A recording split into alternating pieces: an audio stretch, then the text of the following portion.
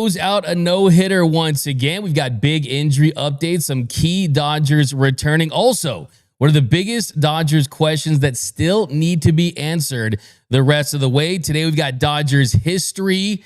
Sandy Koufax threw his no-hitter on this date back in 1965. All that more coming up next on a jam-packed episode of Dodgers Dugout Live. It's time for Dodger baseball. Welcome to Dodger Stadium. This is the golden age of Dodger baseball. The Dodgers are building a dynasty. You guys want a parade? We got a parade. The Dodgers punch back and head to the championship series. Ohtani starts the 50-50 club. Monkey magic. Freeman hits the ball to right field. She is gone. Start the party, Los Angeles. Your Dodgers have won the World Series. Think blue, bleed blue, and I'm out. What is up, Dodgers Nation, and welcome to another episode of Dodgers Dugout Live, the #1 Dodgers podcast and Dodgers show on YouTube. My name is Doug McKain. I cover the Dodgers for Dodgers Nation. You can follow me on X and Instagram at DMAC_LA. If you're new to the channel, do us a huge favor. Hit the subscribe button, hit the notification bell. If you want to support every single episode, hit that like button, drop a comment down below. Also, thousands of Dodgers fans talking ball 24/7, 365. Noel's in the mix. I'm in the mix. We're always dropping nuggets when we're at Dodger Stadium covering the game.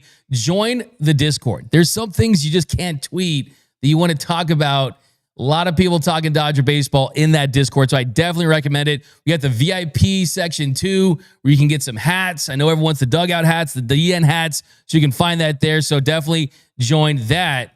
And also, we've got our new partnership we're very excited about, and it's with Prize Picks. This episode of Dodgers Dugout Live is brought to you by Prize Picks. You and I make decisions every day, but on Prize Picks, being right can get you paid. Don't miss any of the excitement this season on Prize Picks, where it's good to be right. Football season is back, and after watching games all day this weekend to help me get over a rough week of Dodger baseball, I'm very excited for the week ahead. I'm a big fan of many players so far. I have Jaden Daniels getting more than 220.5 passing yards, Josh Jacob getting more than 73.5 rushing yards, and Deebo Samuel getting more than 46.5 receiving yards. Actually, does Sam have any of these players on her fantasy league? Because if that's the case, I don't know if I do want this, but we'll see. Hey, just for the sake of this read, let's roll with it. Now, I've been playing Prize Picks lately, and I have no idea why I waited so long. It's so simple to play. Just pick more or less on 2 to 6 player stat projections, and if you get your picks right, you could cash in.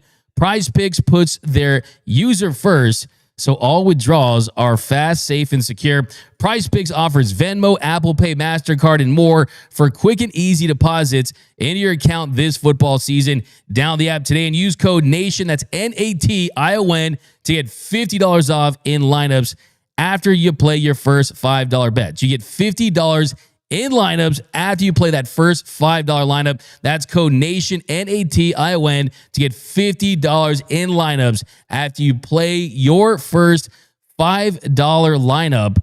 The link to download is below in our description.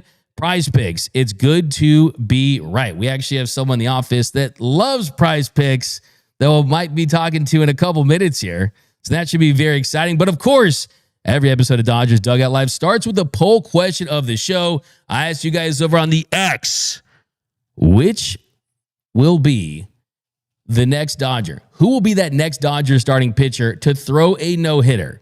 And right now, 15% say Shohei Ohtani, 7% say Tyler Glasnow, 59% say Yoshinobu Yamamoto, and 19% say Blake Snell. I think there's a 100% chance, though, that'll be Ben Renvort, who will be behind the dish catching that no-no. So much Dodger baseball to get into, guys, here. And that's a reminder, this is a live show, and we've got super producer Noel Sanchez with Buddy behind him. Look at Buddy getting some love. There's a back of Buddy's head right there. He's a big Lakers writer, Dodgers fan. All LA sports. Loves the Rams especially, though. Shout out, Buddy. Shout out, Buddy. But we got Buddy in the back. But Noel's looking for all your comments to the show. So any takes, questions. The hotter, the better. You know, we give out a comment of the show every single episode. And when you get that comment of the show, you see this. Me rocking my Dodgers shoot. Doug, did you see on Instagram yesterday the comment of the show was getting a lot of love? I don't know if you saw the replies. I did not see the replies. Yeah, people were rocking with it. Really? I love that. That's awesome. Yeah, I mean, people love because you honestly, you get the comment of the show and basically you get like 10, 20, 30,000. Maybe if we get their like handles and put it on there too, that would probably like help blow them up a little bit more. So yeah, get that comment of the show. Noel's looking at all times. We'll feature them throughout the show. So be on the lookout for that. But there is so much Dodger baseball to get into. So let's get right into it. Leading off, the hottest story in Dodger baseball. So the hottest story in Dodger baseball is the Dodgers have made no-hit history without throwing a no-hitter. The Dodgers are the first team to lose a no-hit bid in the ninth inning twice in a 3-game span. Of course, Yoshinobu Yamamoto a few nights ago at Camden Yards in Baltimore was 1 out away before Jackson Holliday hit a bomb that, of course, the internet went crazy thinking Andy Pages was Stretch Armstrong and should have extended his arm to catch it. But they lose that no-hitter and lose the game. Well, yesterday, Tyler Glasnow, he was dominant. He absolutely shoved against that Rockies lineup, going 7 innings, allowing 1 run on no hits, 11 punch-outs, and 2 walks. That was the best he's looked. Throwing that hit fastball, using that glove side part of the strike zone, curveballs, fastballs, the extension. I mean, that's the best that Tyler Glasnow has looked all year. He got his first win in months, if that's what you're about, which I'm not. I don't think wins and losses are any indication of how good a pitcher is or is not. But he did pick up the dub, goes 2-3 on the season. But it was also what happened after Tyler Glasnow was off the mound because he had not given up a hit. The Rockies were able to score a run on him. And anytime you're working on a no-hitter, and there had been one in Dodgers history where you had a no-hitter with giving up a run, you felt, okay, this is pretty exciting. I mean, anytime you're flirting with a no-hitter, at least getting one out of the way and breaking that no-hitter drought. The Dodgers haven't had a no-hitter since the team no-hitter in Monterrey, Mexico in 2018. But yesterday, they had one going, and Tyler Glasnow exited the game throwing 105 pitches. And then Blake Trinan came in. He goes an inning, had a strikeout, very efficient, 11 pitches. Remember, Blake Trinan had 9 straight scoreless appearances before he melted down on Saturday, and he couldn't, in his words, get a flipping out. And then Tanner Scott comes in, and all he needed was 3 outs to get that team no-no, that combined no-hitter, the first no-hitter that the Dodgers would have thrown since 2018. And that's always something that's pretty exciting for sure. We know that it doesn't hit the same when it's a team no-hitter. Back when Walker Buehler, Tony Cingrani, Yimi Garcia, and Adam Liberatore combined to throw that one in 2018, it was like, are we even going to dogpile for this? It almost feels like you're bowling 300, but the bumpers are on. Like, it just doesn't hit the same. But it would have been a no-hitter nonetheless. And I think most importantly, it would have given Tanner Scott a moment to feel really excited about. After the year that he's had, the struggles that he's gone through, he was put in that situation to close it out. And unfortunately, Tanner Scott, he wasn't able to do just that. And it wasn't a bad pitch by any stretch. And to be honest, the stuff looked really, really good for Scott. It really did. I mean, he was working out of the zone like we've been pushing for, and he gets ahead in that count against Ritter. And on the 0-1, I mean, that's a slider off the plate down, and he's able to get his hands down, and he's able to get that double, and there goes the no-no. But thankfully, unlike Yamamoto's no-hit bid, the Dodgers were able to finish the job. Tanner Scott gets Freeman to line out to short, and then Doyle ground out to short, and then they got Goodman to line out to third. So that just really hurts for Tanner Scott. There was a really cool moment. There was a shot of Yamamoto going up to Tanner Scott after the game as they were exiting the Dodgers dugout and going to that clubhouse, just kind of shaking him a little bit, kind of messing with him a little bit. It's clear that this team has his back. But man, as Tanner Scott said the other night, feels like the baseball gods do hate him right now. But I will say, this stuff looked good. And it's tough to complain when he went out there and most importantly, got the job done. And I'm not saying that I'm happy that they didn't get the team no-hitter, but I'm not going to lie. I didn't want to be Debbie Downer. And have to do a live after that and pretend that I was excited about a team no-hitter. Here's an unpopular opinion. I don't even think team no-hitters should even count as no-hitters. Because those aren't no-hitters. I call them can't hitters. Okay? When you can't hit anyone, the starter, the reliever behind the reliever, the closer, okay? That just goes as a no-hitter. We don't count those. I still believe the last no-hitter for the Dodgers came back in 2014 with Clayton Kershaw. So that's just kind of how it goes down for this group. But here was Tyler Glasnow after the game talking about his start. We'll talk more about that because he was absolutely dominant. And don't kid yourself. Down the stretch, we know there's certain spots that are locked up, and those don't need to be mentioned. But there is a certain level of competition that's still ongoing on this team. Dave Roberts said it yesterday before the game. Part of this last stretch of games is evaluating the talent and building the trust for those guys that are going to get the job done for this team in October. And Tyler Glasnow is a guy that you don't doubt his skill. You don't doubt his talent. Like sometimes it does feel like he just has it, but it's a mental thing. It's an injury thing. But when he's on, he takes a back seat to absolutely no one. And yesterday, he was as dominant as he's looked all season. His ERA on the year is down to 3.21. How many teams, ask yourself this, how many teams out there would Tyler Glasnow be an absolute lock to be their game one starter? And for the Dodgers, the conversation is it between him and Kersh for game 4?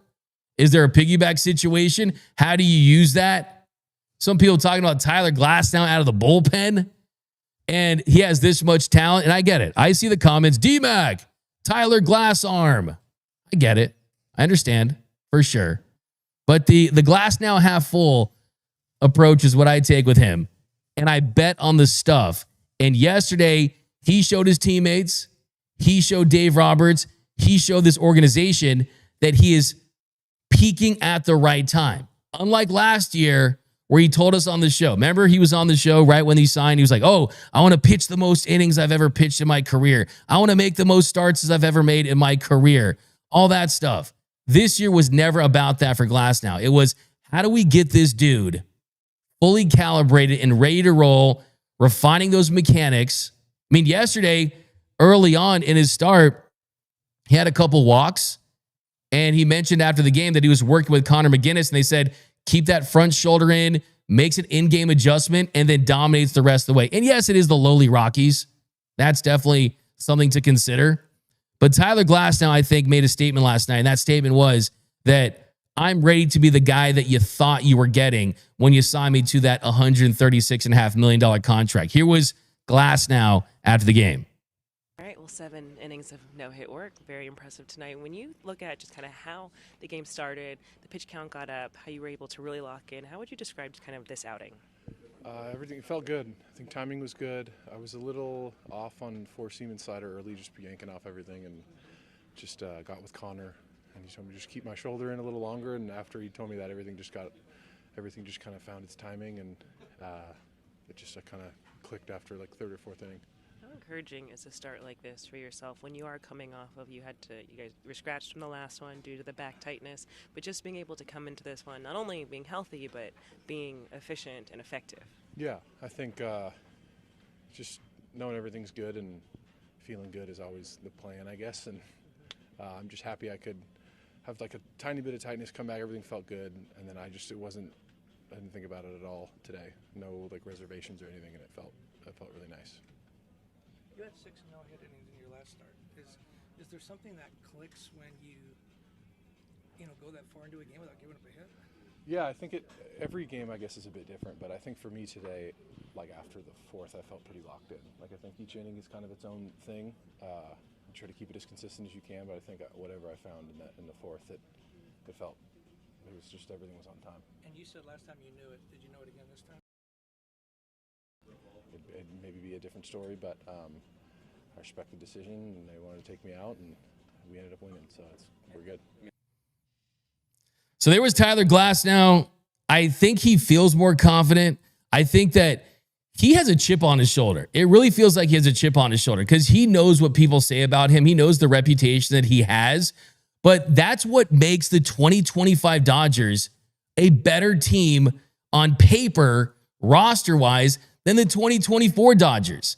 I know everybody out there thinks this team is cooked. Everyone thinks this team is having the longest World Series hangover, and then they're not going to get the job done.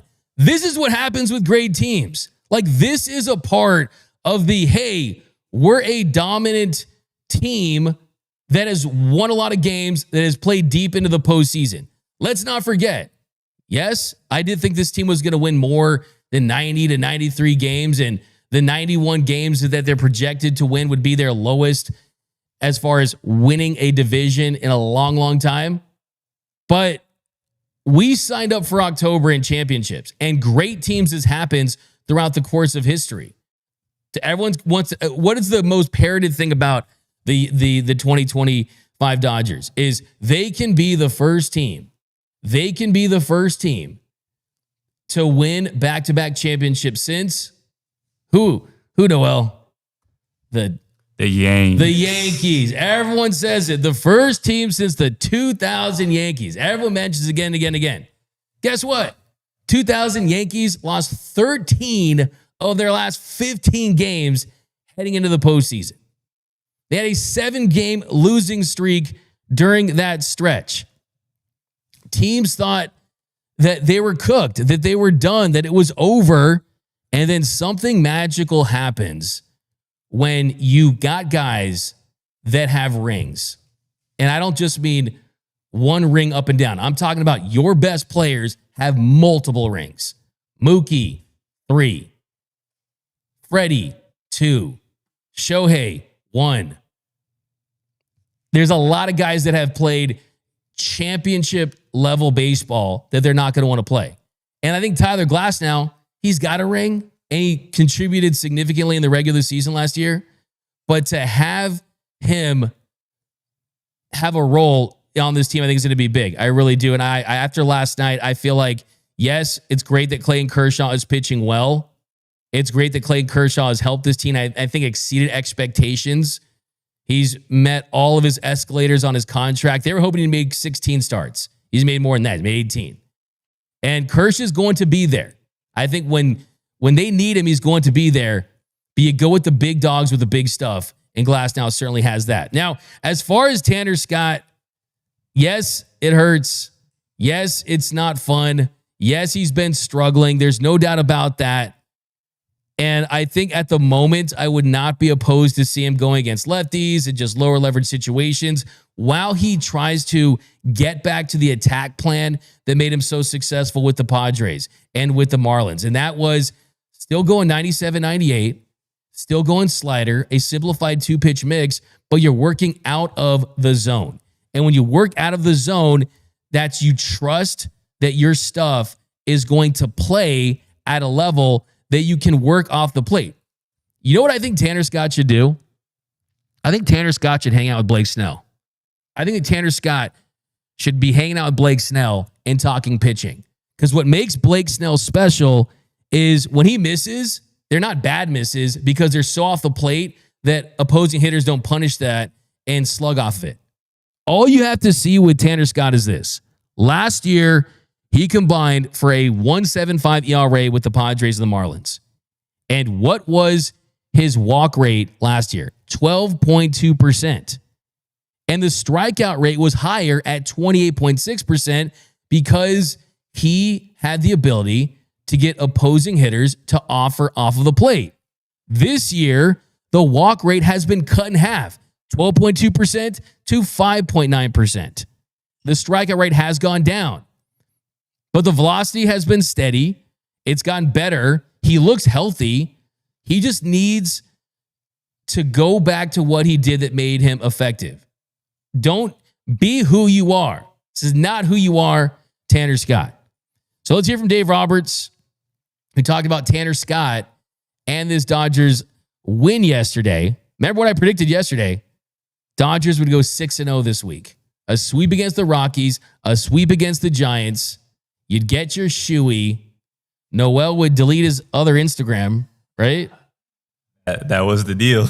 That was the deal that because Noel's got the double Instagram. He's got like the famous guy Instagram, like my job Instagram. And he's got like his, about the family picnic stories Instagram, right? Yeah, the person. The person, how they call it. My bad. I call it the family. I don't know.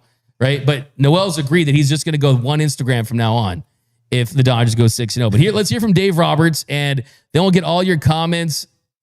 I see people saying, let's get ready for Cancun. Really? What would make you believe that after? A lot of doomers in the chat right now. I love the doomers. I really do. And like I said, I'm going to save that. I think we'll do that for designated Twitter. I'm going to read the post-game comments after the Dodgers lost to the Padres last year late in the season. And you would think that was a last place team. But here was Dave Roberts after the game. Dave, Tyler was obviously very impressive tonight. What were you seeing from him? Just, of course, we saw how the pitch count got up a little bit early, still found ways to navigate their lineups, but then how he really locked in, maybe back, 2/3 of his outing. He was fantastic. I thought he did get into a rhythm. He was, I thought early he was trying to find his way, wasn't in that rhythm, and then, innings 4, 5, 6, 7. I thought he was great. The curveball was really good. The fastball good, and throwing to a guy that he's never thrown to. I thought he did a really nice job, kind of those two guys navigating.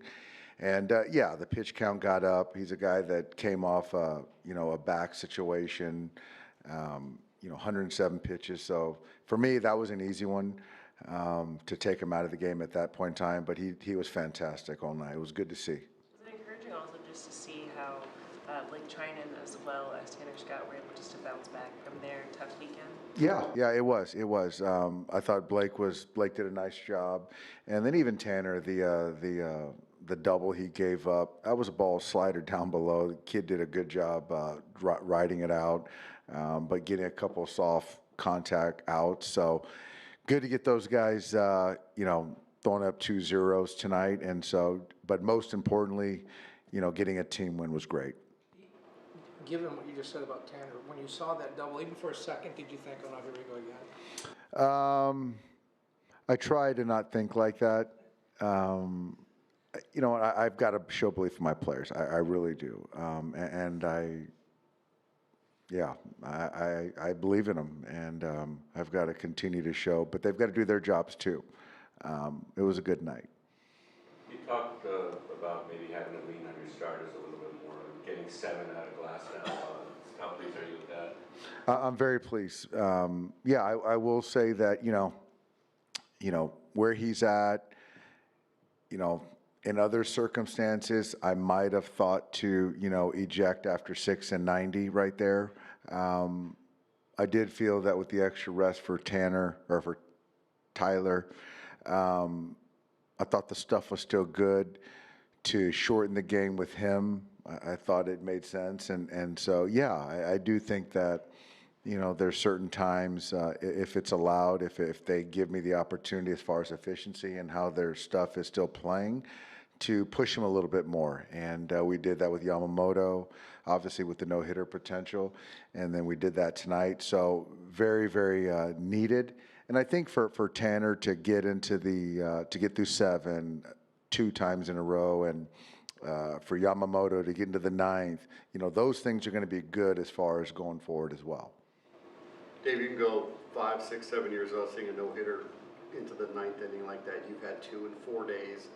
How nerve-wracking is that, and also how rewarding is that to see those 2 things happen back to back? More exciting than nerve-wracking. I think that, when you're talking about other guys with blisters and guys coming off ILs that are 36 years old, Those are a little bit more nerve-wracking, but with Yamamoto, I felt good about him going to the ninth, and tonight, I think just kind of everything that's gone on recently, I think it was kind of easy for me. But I was more excited that these guys are throwing the baseball well.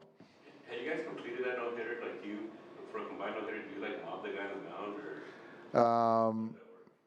Sure, I would have been out there and mobbed some, but if the players would have mobbed him, I would have been out there. When you see those types of starts being strung together like that, what does that tell you for the rest of the season and also potentially for postseason? It's easy to see that if you look at our ball club, we're built around our starters. I mean, that's pretty easy to see. So we're going to lean on them.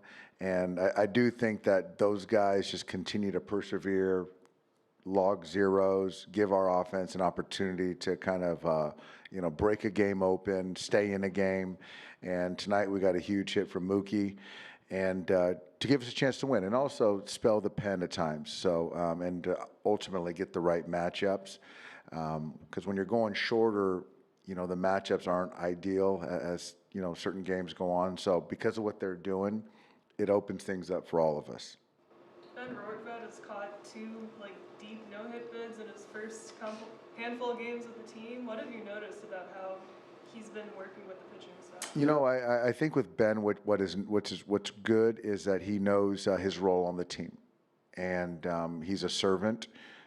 He's a backup catcher that's there for his pitchers, and he's done a great job of the receiving, learning these pitchers and trying to understand what they're good at, to go through sequencing, targeting, and so it's nice. It's really good to see.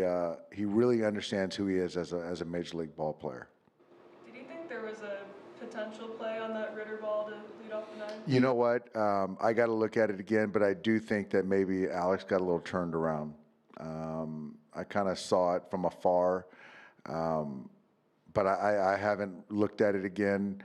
But it's a ball off a right-handed bat that's bending towards the foul line, which balls do. So I don't know if he got the perfect jump on it. So yeah, I'm not sure. Sorry, I'm just a little paranoid, but you were back there a while. Everybody came out healthy. There's no surprise. Everyone came out of it healthy. Yeah, just had to clean up a few things. So there was Dave Roberts. He was asked the question about Tyler Glasnow. Should he have stayed in the game? And look, I see a lot of Dodgers fans. There's been a lot of conversation about this on the social media platforms out there, saying that, just leave him in the game.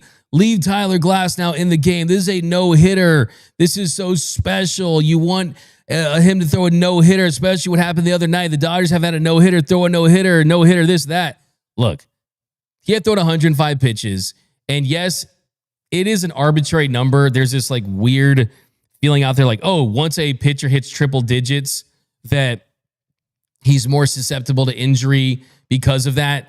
I don't buy into that. I don't believe that. I've heard a lot of pitching coaches and people in the industry have differing opinions on that. I've heard opinions that more pitches can build up the arm, but the truth of the matter is for him to finish that and go a couple more innings, you were probably looking at possibly 120, 125 pitches. Would have been cool, and absolutely would have.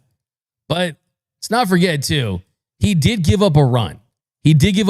And there has been precedent there, especially for the Dodgers.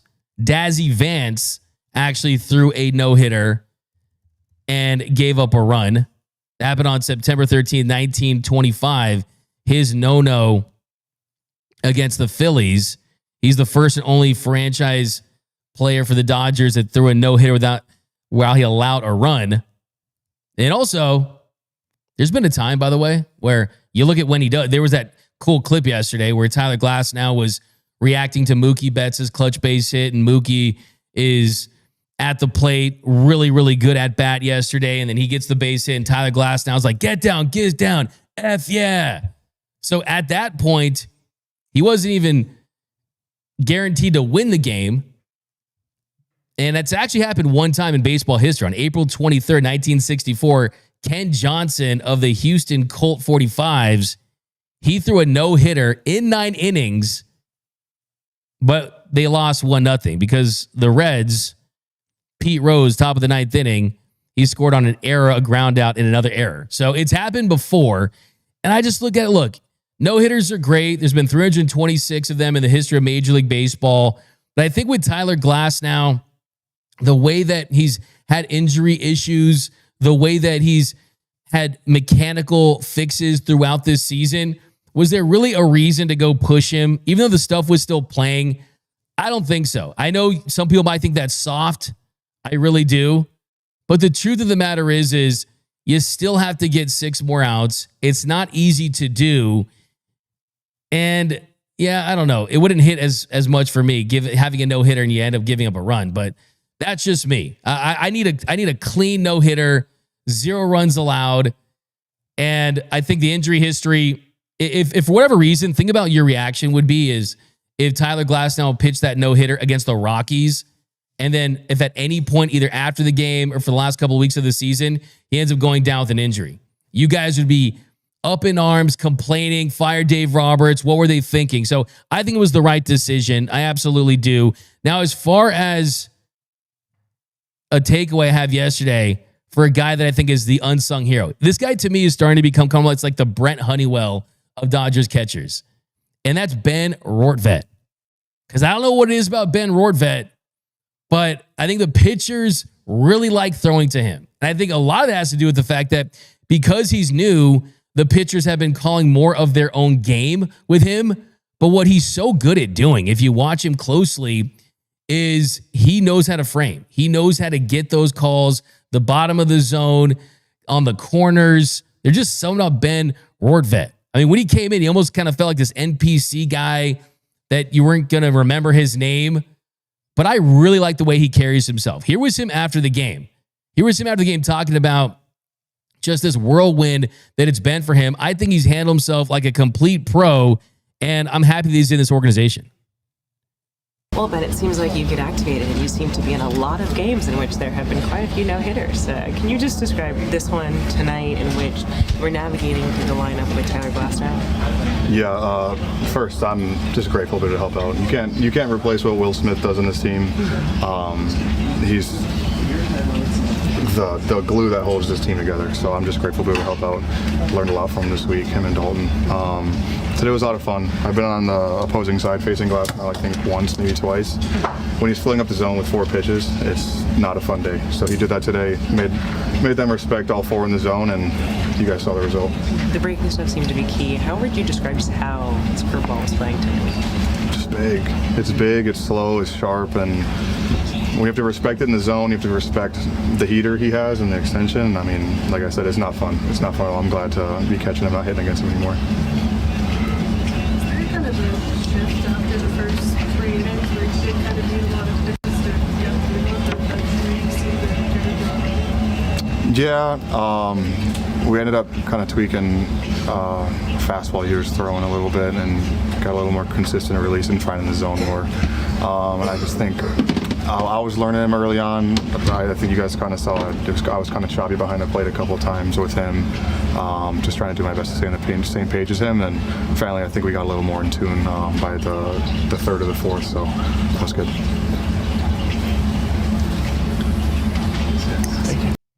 Ben Rortvedt, dude, he's that guy, man. I mean, go watch him catch. It's fun to watch him. And when they first brought him up, I'm like, oh, really? A catcher who hits sub 100 at the plate? Now I'm like, hey, it's not all about hitting, right? A catcher's first job is to catch. And the way that he handles his pitchers, the way that he's out there in a situation that's totally unexpected, give this guy a lot of credit. Now, we'll get into some quick injury updates. And Will Smith, it seems like things are not as bad as a lot of people thought. A lot of people are catastrophizing Will Smith. So let's get to that next, the big injury update. Dodgers big injury update. All right, first one, let's talk about Will Smith. So Dave Roberts said yesterday before the game, I don't know quite yet. I think that one thing we are doing is that he could have potentially played tonight, started, but to give him an extra day, looking at this series and saying he's going to play 2 or 3, that's something that's possible. So if it's going to be 2 or 3, let's give him that extra day, and then we have an off day on Thursday. So hopefully being able to go back-to-back, I don't think that'll be a problem. And then with the off day Thursday, we should be able to put this behind us. That's kind of the thought. So he had the Brown bruise. He had one hit off his hand. And yes, I'm very curious to see if Will Smith will have his hand behind his back, kind of a la Johnny Bench and a lot of catchers throughout the years, just to avoid this. Dave did say this is something that's not going to completely go away, and he's going to have to manage this. So we'll see how he looks at the plate. We'll see if he's able to continue the success that he's had this season, because with Will Smith this year, he really had not had a down month until August when he did slump. In August, he had 169 with a 630 OPS, and then he's 3 for 6 in those 2 games against the Pirates. So that's definitely promising. You need that version of Will Smith. So yeah, I mean, don't get it twisted. Don't take it the wrong way about how I feel about Ben Rortvedt. I'm not saying that he's better than Will Smith or anything like that. Will Smith is absolutely key. And what Rortvedt said was he's the glue to this Dodgers team. And I still believe that could be another upgrade from this year to last year, is getting the version of Smith that we've seen all season. If that shows itself in the postseason, the Dodgers are going to be in a really, really good position offensively, because that's just how it works sometimes. Sometimes guys are having good years, and sometimes guys are having bad years, and sometimes you need to have that make up for itself. Like, for example, last night, Teoscar Hernandez had probably his worst at-bat of the season. You saw him expanding on pitches well off of the plate, and that was definitely a concerning sight to see, because it hasn't been the year for Teo. It has not been the year for Teo. It has not. I'm hoping that turns around. I'm hoping that we get the Teoscar Hernandez that we saw have clutch at bats, NLDS home run, Game 5 hits the game tying double, things like that. This version of Teo, though, the plate discipline is what concerns me, and how much he's struggling against right-handed pitchers. That's what concerns me.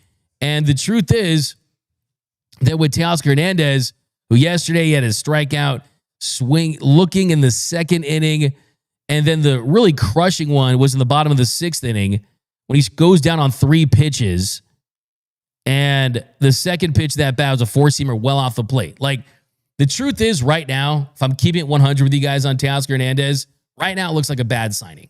It really does. 3 years, $66 million. The defense has been atrocious.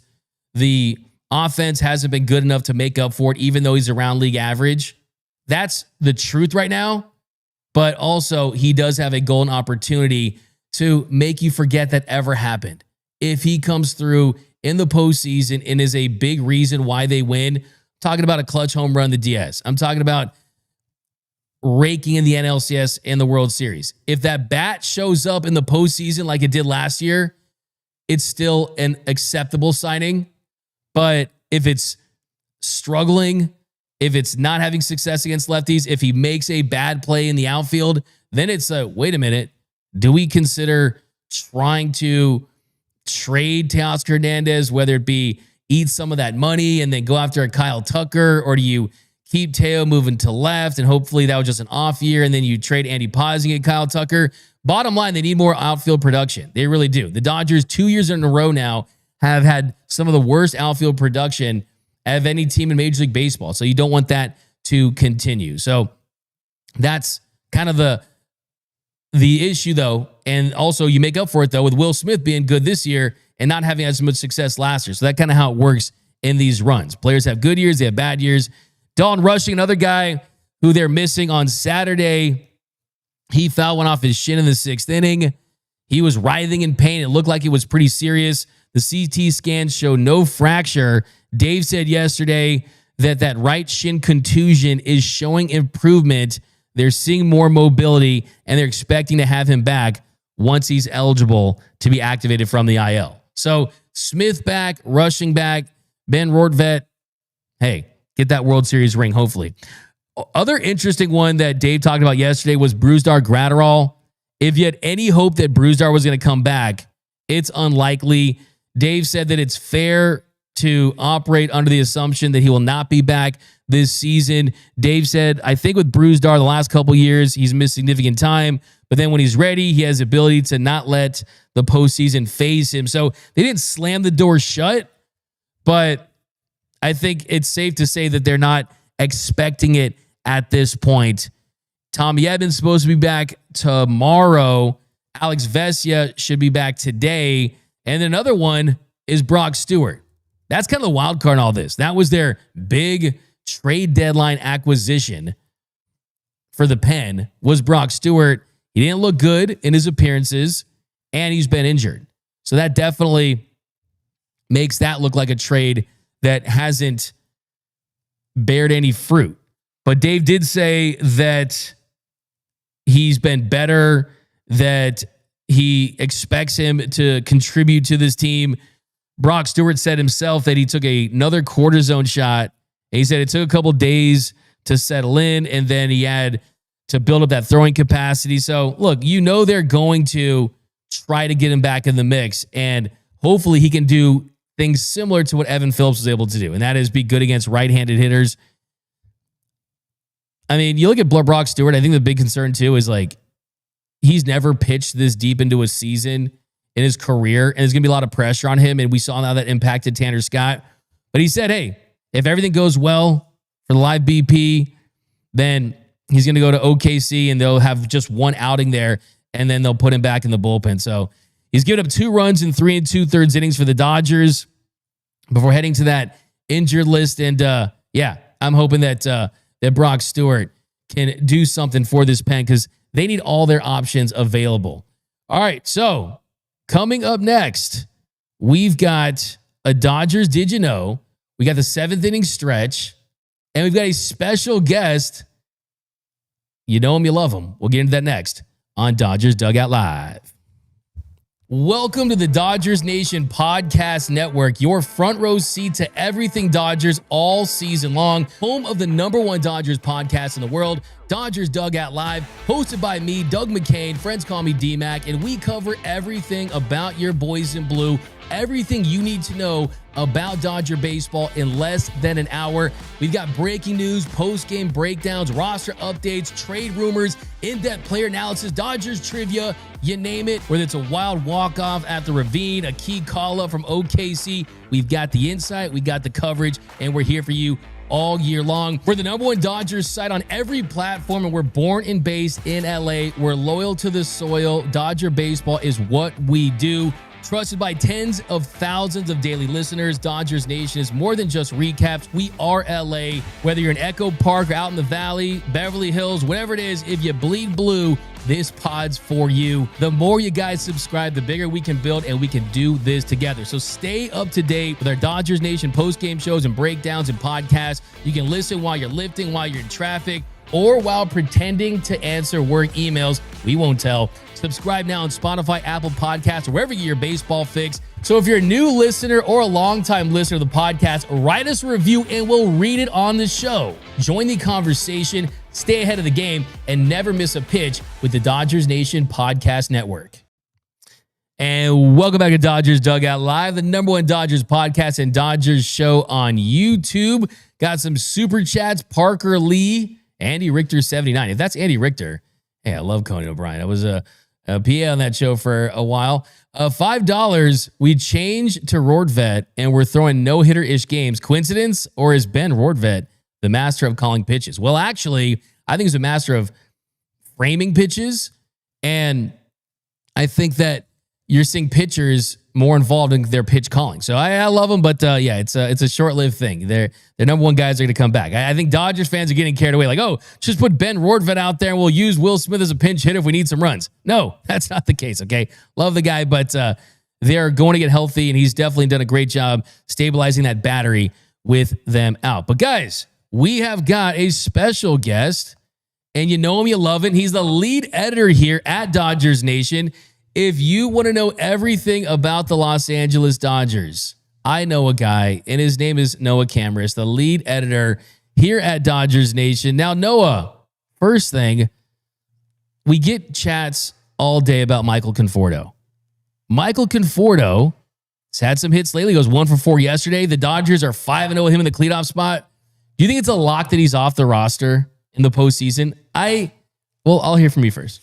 I don't think it's a lock. I feel like at this point, I mean, maybe if Ha-Seong Kim kind of proves he can play out, if Tommy Edman comes back, is playing really well, if they kind of fill up the roster a little bit, I think it's definitely possible. But I think calling it a lock is definitely a bit of a stretch considering how much they invested in him and how much they continue to play him at this point in the year. I think if they wanted him off the roster, they could have done this a couple months ago. They could have done this month, post-trade deadline, whatever it is. The fact that he's still there, getting consistent at-bats in the cleanup spot a couple days ago, I think they're just kind of continuing to believe in him and kind of hope that at some point he proves he can be that player. So I don't know. I'm definitely not ready to say that he's going to be off the postseason roster. I think it might be better for the team if he was, but I definitely don't feel confident saying that. But I'd love to hear what you think. I think you hit the nail on the head there, as they say, because I do think that they're very patient with players, and we know that they're not going to make any drastic roster moves based on players slumping. And they also realize that, hey, this guy, when he's right, can give you a professional at bat, hard contact, and he's a veteran. And I think they think that's what wins in the postseason.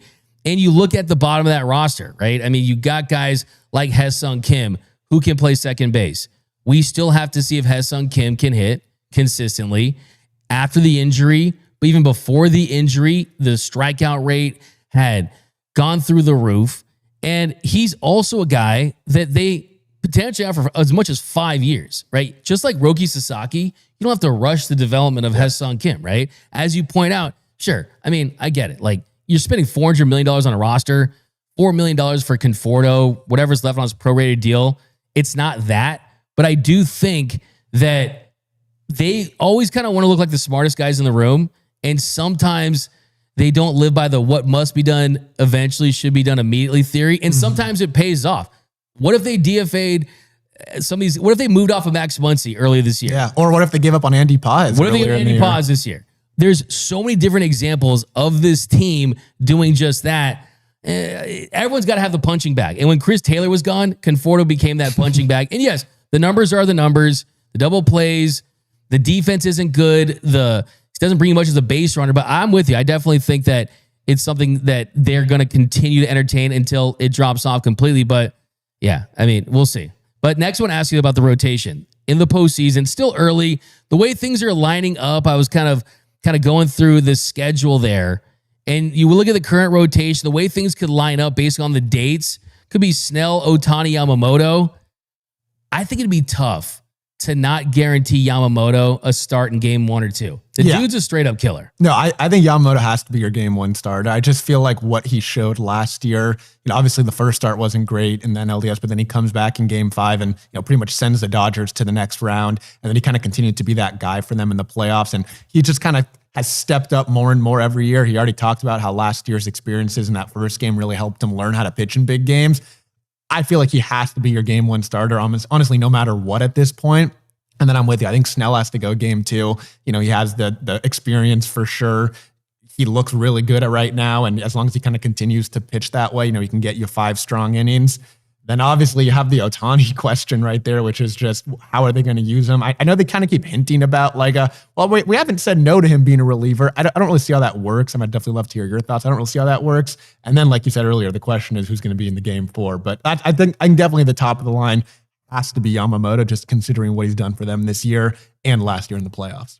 I agree. He's earned it, and I think he's just their best pitcher in a big game. Agree. Like, I think that's the most important thing. Like, I see people like, oh, how could you do that to Yama? He's the only guy that pitched. I don't care about that. I don't care if he pitched 2 games.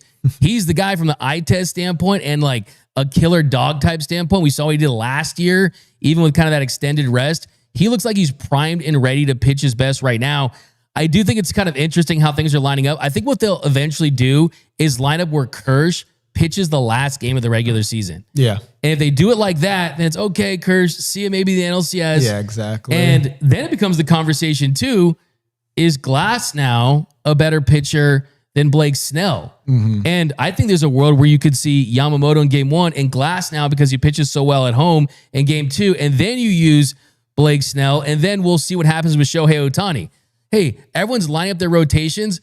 Let's try to sweep, right? Yeah, literally. Let's, as if Well, I mean, as if I mean, you got to get out there and catch if Ben Warbeck gets hurt. That's a good point. That's at a this good point. point, maybe you will be on the team. I might have to. But no, I mean, I'm with you. I mean, it's definitely. I mean, Glasnow is. I mean, here's the thing. I mean, we talk about it all the time. When they're healthy, the Dodgers have the best rotation in baseball, and it's almost that thing of when they get to the postseason, they might have too many options, and that's never a bad thing to think about because starting pitching is going to carry you in the postseason, as Dave Roberts has said all year long. But yeah, I mean, I do think it could be like there's almost no wrong way to do it. Obviously a lot of, I like you said about, Glasnow pitching at home, things like that. And then obviously maybe matchups, however you want to talk about it, but there's definitely no wrong way to do it. I am with you though, that Yama has to go game one. And I definitely have to imagine Shohei is going to be one of the top 3 starters or even I guess top 4 starters. And then like you said, the Kershaw question's really big. I know it kind of almost sucks to say because of what he's done for the team this year. It's hard for me to imagine him being at the very least on the NLDS roster, barring an injury to any of those top 4 guys, because those 4 guys are going to get the starts in that series. I mean, no doubt about it. I can't imagine any of them not starting over Kershaw. Again, he's done an amazing year. You love what you've seen from Kershaw this year, but he's not going to start over one of those 4. I just don't see Kershaw coming out of the bullpen in the NLDS, especially because the hope is you'll get at least 5 innings from all those guys, and then you're just shortening the game with, their best high leverage relievers. It's not like you need like a multi-inning guy. So I'm with you. I think it's hard to imagine Kershaw on the NLDS roster, but of course things change, injuries happen, knock on wood. But yeah, I think that's kind of how it plays out right now. Absolutely. And that's 100% how I feel as far as Kershaw out of the bullpen. That's nightmare fuel. Yeah, that's just not what you want to see. I don't care if you have to get the Rams offensive line, the USC offensive line, the Chargers offensive line. Football guy. UCLA offensive line, when he could get through that, easily. They're trash. But under no circumstances, and I don't think he has an issue with that. He has nothing to prove from that standpoint. He has nothing to prove. I think he's already proved to himself and everybody this year how amazing he already can be at this stage of his career.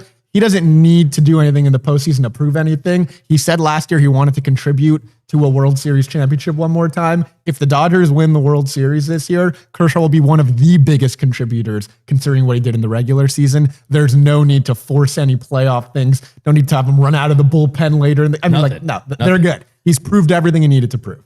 Absolutely. I will say, in a dream scenario, it would be kind of cool for him to have more of a prominent role, but only if he needed to, because guys went down. Yeah, exactly. Right? I mean, again, if any of those knock on wood, if any of those top 4 guys get hurt, Kershaw's a game 4 starter if need be. I mean, absolutely. I mean, obviously, Emmet Sheehan's there too. I would definitely prefer to have Sheehan come out of a bullpen rather than Kershaw at that point. So, Kershaw is definitely an option. It's not like he's gone for good, but I think right now, if everyone's healthy, it's definitely hard for me to imagine Kershaw. Yeah. At least playing in the NLDS. No doubt about it. You said knock on wood. By the way, I was looking for Alex Wood bobblehead. Maybe knock on him. Enjoy your retirement, Alex Wood. But no, this is what I think they're going to do. I think, and this is, I don't know, you're asked about the Shohei using out of the pen.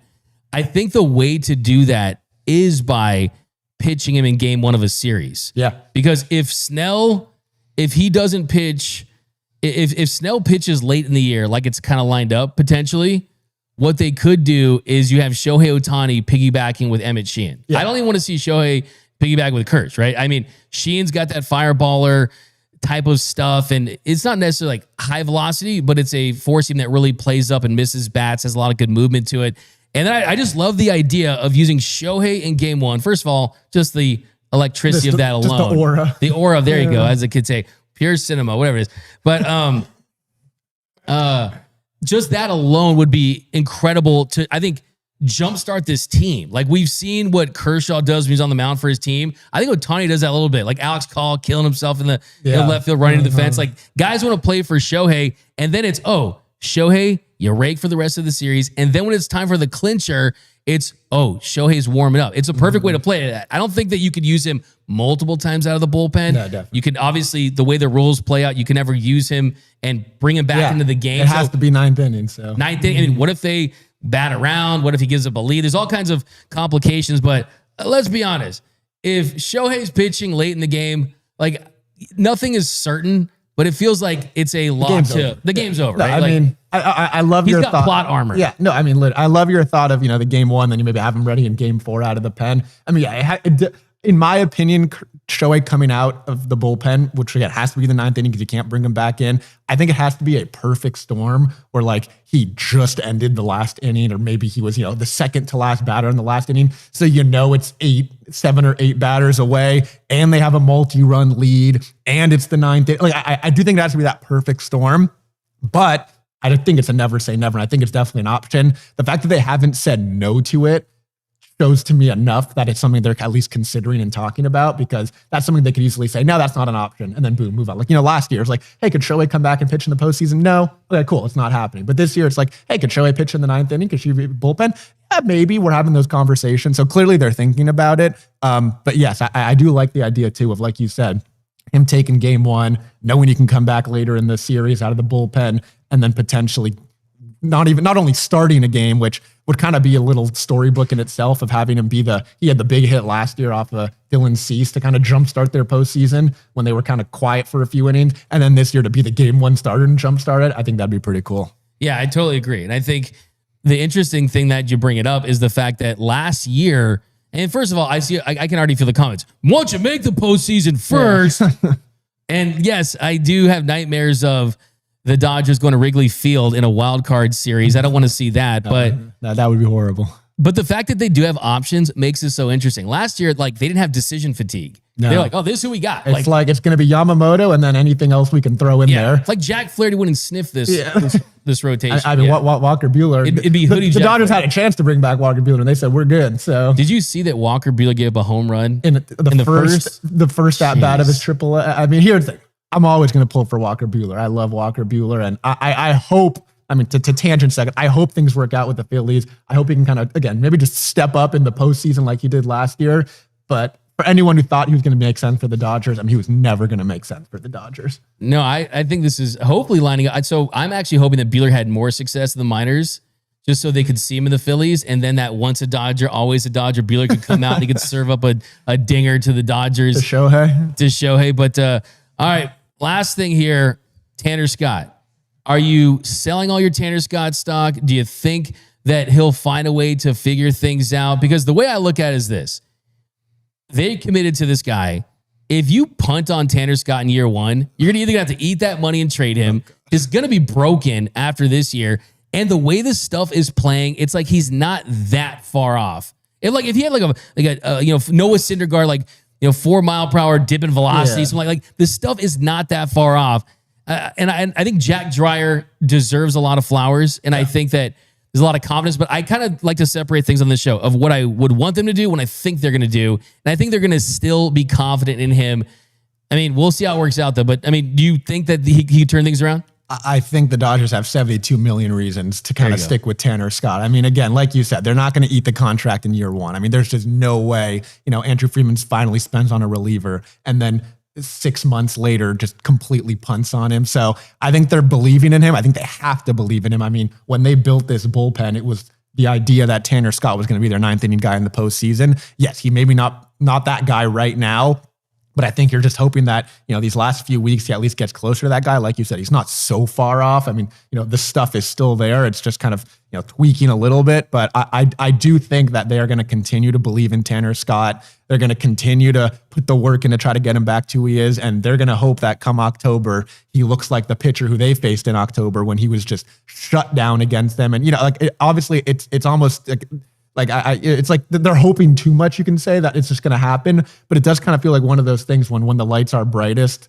the players who should be at their best will be. And Tanner Scott kind of feels like one of those guys. Man, I know I said everything I said, but it just feels like it might be too much for the guy. Like this year. It might be. No, I mean, it might be. You know my nightmare Dodgers scenario, right? Oh, God. So my nightmare Dodgers scenario is that Tanner Scott's on the mound, the 9th inning of the World Series against the Astros. Dodgers are up 4-1, and he gives up a grand slam to Jose Altuve, and Andrew Friedman feels so bad that he signed Tanner Scott that he resigns. And because of that, Shohei Ohtani exercises his opt-out, signs with the Padres, and then leads the Padres to a World Series the next year because Yu Darvish convinced him to go down there. That's my nightmare scenario. How often have you thought of this? I've woken up a couple of nights, 3:30 in the morning. Is that why you're texting me at 3 in the morning? That's one of the reasons why. I mean, it's not every reason why. I'm starting to see why I got a lot of texts from you at 3. Yeah. And phone calls from you at 3 a.m. Absolutely. Okay, who's your biggest threat do you think the Dodgers in the postseason on the NL side? I would say for me, I think it's the Phillies. I mean, probably agree on that. Or? I think the Phillies are the best team. I don't want anyone to be mad at this. I'm scared of the Padres in the sense of just the familiarity between the two teams. How much of how big that series is for the Padres. Going to Petco Park and playing there is just not easy in the playoffs, especially when it's the Dodgers. So I just think I'm always going to be a little bit scared of the Padres. Not, I don't think the Dodgers should be scared. I just think that's always going to be a scary series. Like, it's hard to imagine the Dodgers walking through the Padres. But in terms of toughest team, yes, I'd say the Phillies, although the unfortunate Zach Wheeler injury is a massive blow to the Phillies, obviously. I mean, that is a huge blow to lose your top of the line ace. And Aaron Nola has not looked good this year. He's not looked good since he came back from injury. So I do think there are some holes in that Phillies team, but the lineup is unbelievable. Yeah, and if you face them, it's likely going to be 2 games on the road. Yeah. And that's a tough place to play. An offense, a bullpen that's pretty lights out. They're a team. I will say the Padres, Don Rushing said after that game where he had the 3-run home run, he did say we're going to see those guys again. Yeah. And I don't think he was talking about the Cancun series. When they play those.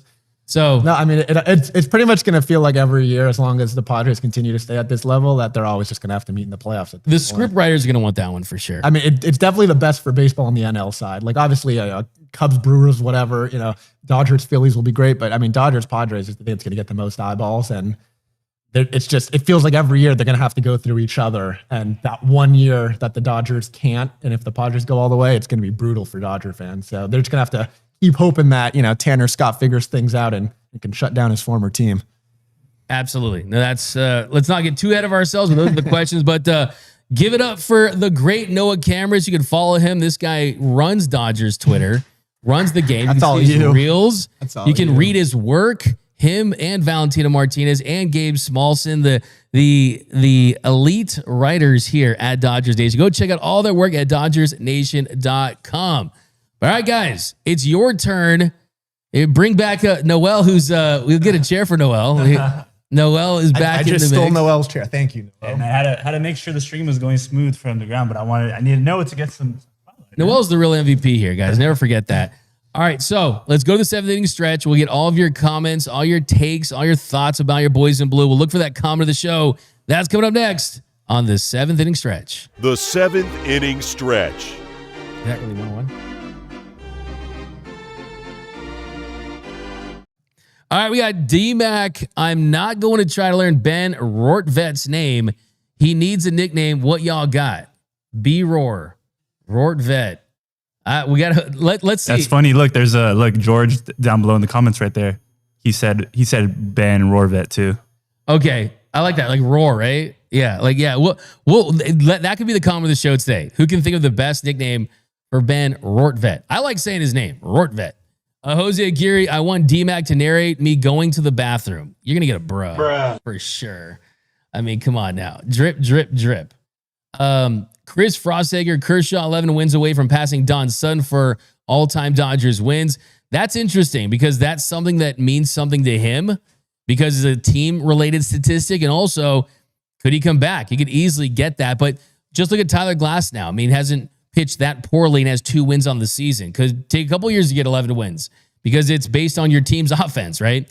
Alec Church, D-Mac cost us the no-hitter because he won't wear the vest. You know what? I like that because I'm going to give myself a finish him. Finish him. And the vest is making its comeback. The gray vest, I've worn it all season. Haven't really washed it that much. It was starting to turn yellow and it was kind of gross. So I ordered I had a couple different ones, a gray one, a black one, and a blue one. So yes, the investment is going to be worth it. Give myself a brother. D-Mac dropping truth bombs. What up, Zenji? Craig Glover, D-Mac, do you get a bigger audience when the Dodgers win or lose? It depends. I think generally you guys are locked in every game, but a big walk-off win, nothing will top that, right? Nothing will top a big walk-off epic win, but I think the viewership is the same for a bad win, a good loss, but the comment and engagements, as Noel knows from running IG, is a lot bigger when it's a loss. I mean, that's when people really like to voice it. Guys, I'm here for your Dodger therapy. You know that. Tayo Serrano, let's see how Milwaukee handles the 1 week off. That's a good point. Burning Ashes Productions LLC. Noel was holding down the stream from the floor, a real one. Noel's the man. And Noel, he did the 50-50 raffle. Noel, how'd that go yesterday? It was a good time, man. Yo, shout out the 50-50 raffle. You know, it's been here since 2017. Got to see some cool behind the scenes of how the 50-50 raffle team is able to just kind of come together for a pregame huddle and just set their plan for the game day. You know, they were saying like, you don't know what's going to happen in the postseason, so just take advantage of all these home games and just give Dodgers fans a really fun experience. So yeah, I got to check out like where you make your own trading cards, where you can buy like custom foundation merch and memorabilia. So it was really cool. We'll be posting some stuff on our socials soon. So how does it actually work though? For the 50-50 raffle? Yeah. So like when people actually get selected, so it's like the people in the iconic pink vest, they walk around the stadium trying to sell the 50-50. And then there's different options. There's like a $10 option, there's a $50 option, $100 option. And when you buy these, you get a certain amount of different numbers that get put into the system.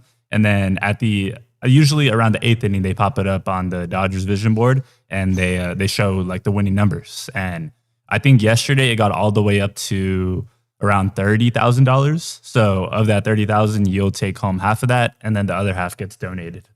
Awesome. Yeah, I told you, I have my friend Joe Magazzini. He's actually the story editor for House Hunters.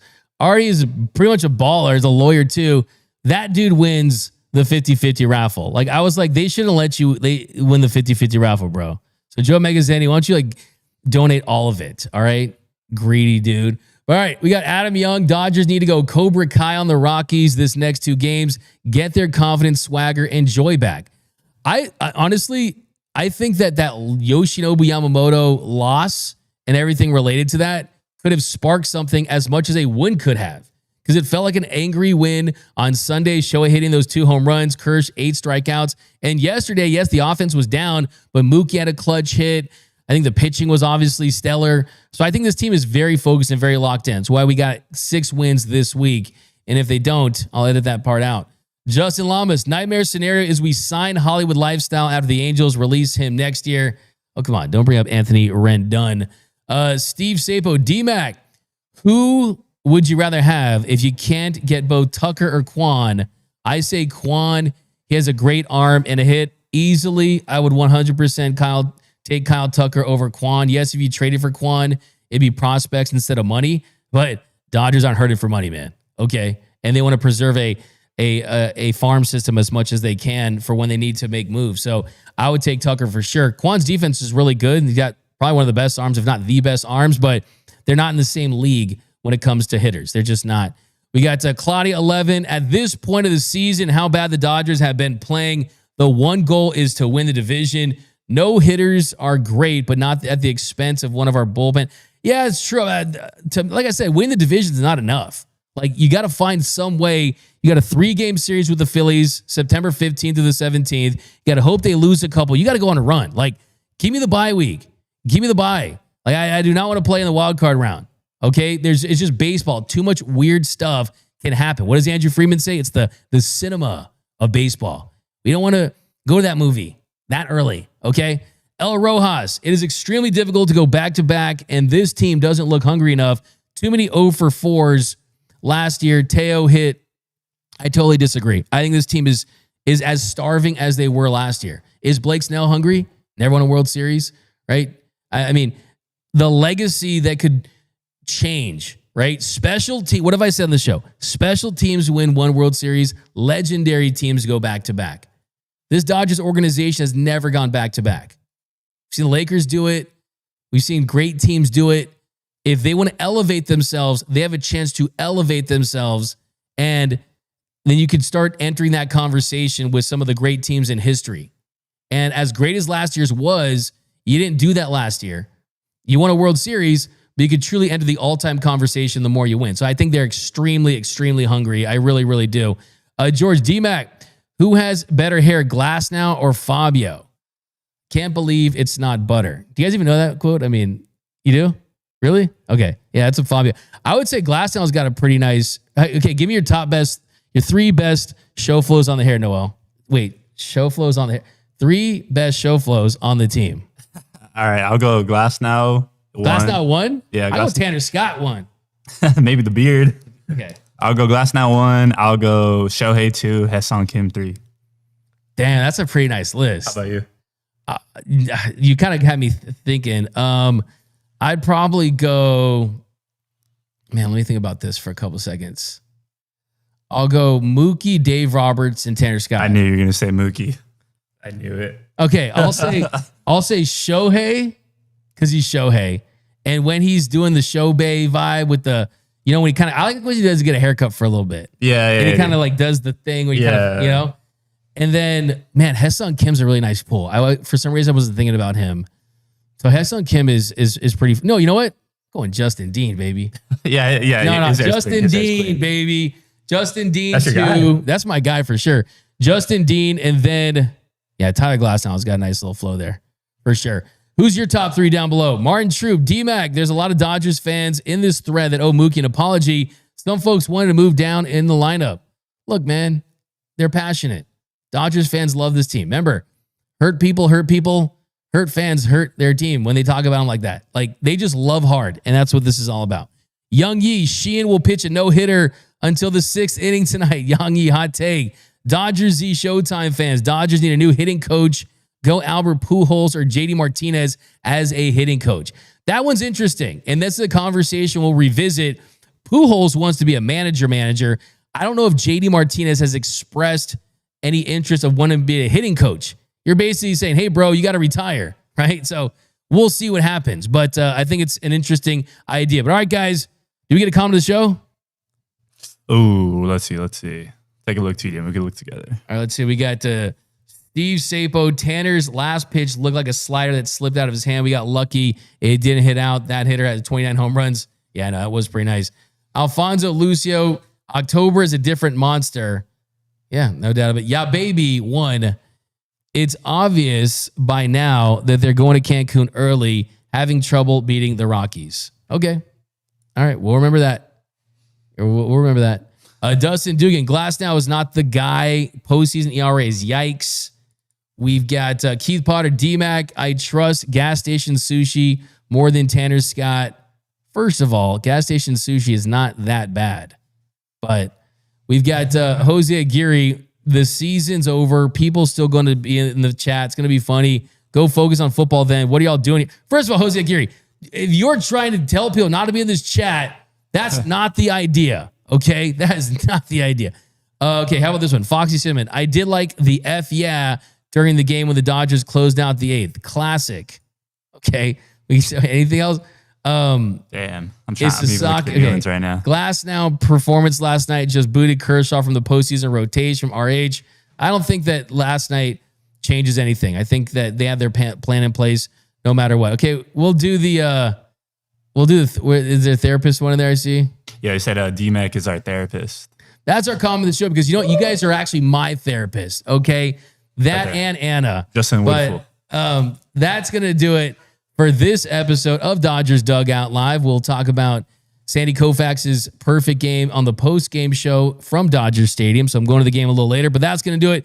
Special thanks to Noah Cameras for joining us. You can follow him on X and the great Noel Sanchez. And my name is Doug McKain. You can follow me on X and Instagram at DMac_LA. Hit the subscribe button, hit the notification button, hit the like button for your Los Angeles Dodgers. And remember, nothing, absolutely nothing, brings us together quite like Dodger baseball. And until next time, think blue, bleed blue, and I'm out.